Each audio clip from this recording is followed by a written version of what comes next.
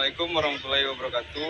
Perkenalkan, kami dari kelompok 6 akan membuat tugas video project mata kuliah Pancasila dengan tema Ideologi Pancasila dan ideologi negara besar lainnya. Sebelumnya, perkenalkan, nama saya Raffi Muhammad Alvaro dengan NIM 2408358 dari Prodi Pendidikan Kepelatihan Olahraga, dan di samping saya. Dan saya Nindi Yul Putri dengan NIM 2404500. Dan saya Syukriya Hanifa dengan NIM 25029042 dari Pendidikan Matematika. Dan saya Suraya Putri NIM 240787172 dari Pendidikan Tata Rias Kecantikan. Selamat menyaksikan. Pancasila lebih dari sekedar ideologi. Ini adalah kita. Cermin dunia di hari ini dipenuhi dengan janji-janji dari berbagai ideologi. Ada yang menjanjikan kebebasan mutlak tanpa batas. Ada pula yang menjanjikan keseragaman total di bawah kekuasaan.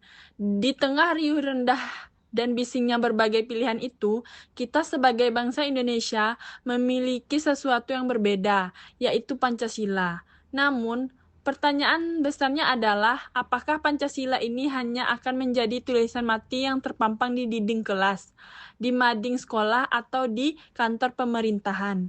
Atau nilai-nilai Pancasila itu benar-benar hidup, berdenyut, dan mengalir dalam nadi kita sebagai warga negara Indonesia? Membedah perbedaan. Mari kita lihat dan bedah perbedaannya. Pertama, ada paham liberalisme. Di sana, kata aku adalah segalanya.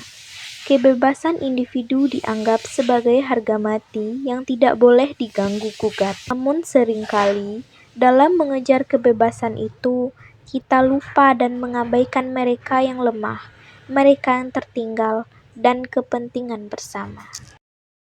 Kedua, ada paham sosialisme atau komunisme. Di sana, negara adalah segalanya. Semua orang dituntut untuk sama rata, sama rasa, seragam dalam segala hal, namun dampaknya kreativitas manusia seringkali terbungkam. Kebebasan berekspresi hilang dan hak pribadi warga negara tidak dihargai. Lalu bagaimana dengan Pancasila? Di sini kita tidak bicara soal aku saja atau negara saja. Kita bicara soal kita.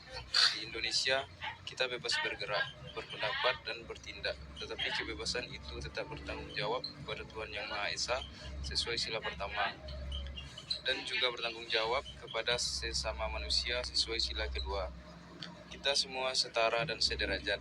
Namun kesetaraan itu kita jaga dalam bingkai persatuan bangsa sesuai sila ketiga. Tanggung jawab kita sebagai warga negara.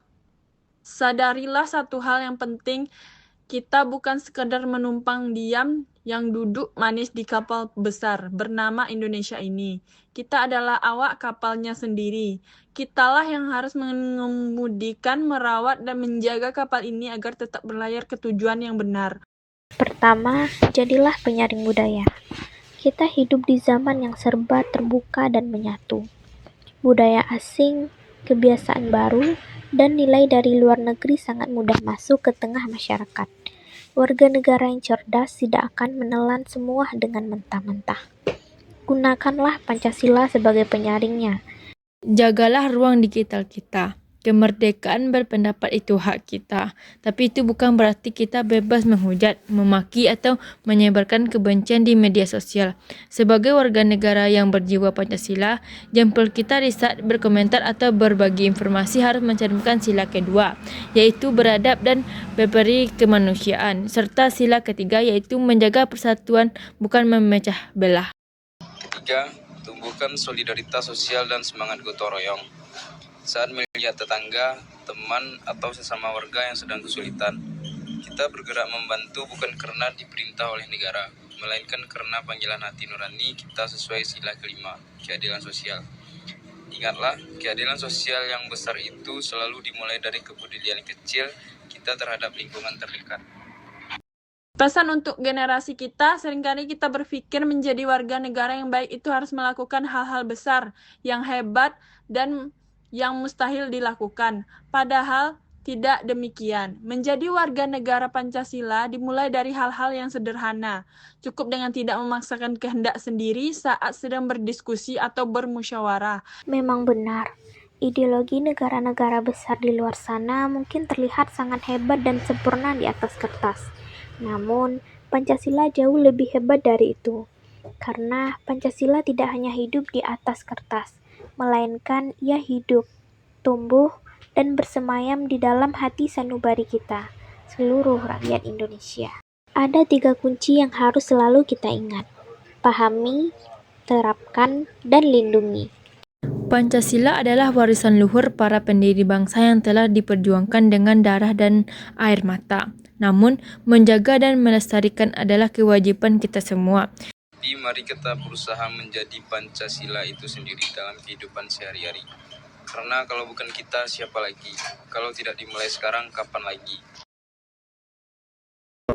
Sekian video project dari kelompok 6. Kami sudahi. Wassalamualaikum warahmatullahi wabarakatuh.